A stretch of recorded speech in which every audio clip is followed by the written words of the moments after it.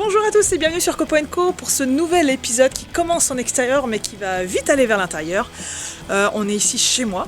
C'est un ancien corps de ferme qu'on a commencé à réhabiliter il y a quelques années quand on l'a acheté. Et il nous reste 2 pièces à terminer. Ces 2 pièces, je vous propose de les suivre avec moi au fur et à mesure de l'avancement du chantier parce qu'on va vraiment les réhabiliter de A à Z. Il y a un ancien salon qui va devenir une suite parentale. Il y a aussi une ancienne cuisine qui va devenir une salle de bain buanderie. Alors, qui dit chantier dit aléa de chantier, dit mauvaise surprise. Et pour nous, ça a commencé assez rapidement parce que sur notre sol, on s'est rendu compte qu'il y avait des petits carreaux de ciment qui n'étaient pas très stables, pas très alignés les uns avec les autres. Donc on en a enlevé un et on a vu qu'en dessous, c'était simplement du sable et du ciment. C'était un mélange semoule, comme on dit. Donc première étape de cet énorme chantier, ça a été de tout casser. Allez, je vous emmène.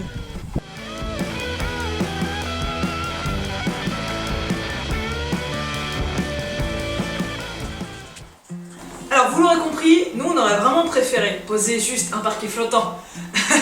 Mais quand on s'est rendu compte que le sol n'était pas forcément stable, on a préféré prendre notre temps et faire les choses bien, même si ça nécessite d'y passer beaucoup plus de temps, d'y passer de l'argent, de l'énergie, mais au moins on est sûr que notre sol sera stable.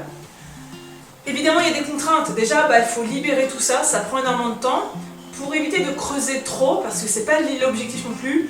On utilise un niveau laser, celui-ci c'est un Metabo, donc je vous mettrai les références de tout ce que j'utilise sous la vidéo. Ça vous permettra de retrouver l'outillage qui vous intéresse, etc. Donc c'est bien pratique, il a un liseré rouge qui se voit, et ça nous permet de nous faire des repères pour essayer d'avoir une surface à peu près constante, un sol à profondeur constante. Parce que sur ce sol, on viendra mettre du polyane, de l'isolant, et après on va couler la dalle. Pour faciliter la suite du chantier, on a décidé de garder un petit liseré de carrelage sur tout le pourtour, ce qui nous permettra de tirer plus facilement le niveau avec la règle.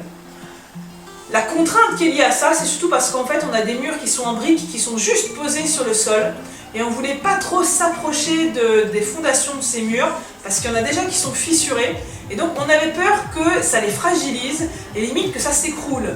Donc voilà, idéalement on aurait préféré descendre un petit peu le niveau du sol, mais là c'était pas spécialement envisageable, donc on fait avec ce qu'on peut. La problématique que ça va engendrer, c'est que derrière moi, la porte qu'on a, elle a qu'un très petit débattement. Donc on verra au fur et à mesure de l'avancement du chantier, de quelle façon on va résoudre ce problème et les autres qu'on rencontrera. Bon, vous l'aurez compris, ce chantier va prendre énormément de temps, ça se fait pas en un claquement de doigts. Ouais, ça confirme. Donc, on va faire plusieurs épisodes pour vous raconter nos petites péripéties de chantier, parce qu'on va du coup couler le sol, on va poser du fermacelle au mur, on va mettre un receveur à carreler, on va mettre une colonne de douche.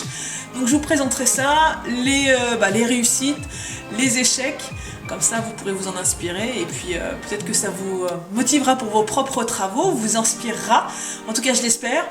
N'hésitez pas à vous abonner du coup, en bas à droite de l'écran, si ce n'est pas déjà fait, vous avez le petit logo Copo & Co, vous pouvez cliquer dessus et ça vous permettra d'être abonné à la chaîne, et même sous la vidéo vous avez une petite cloche qui vous permet de recevoir les notifications par mail, c'est super important, comme ça vous ne manquerez rien.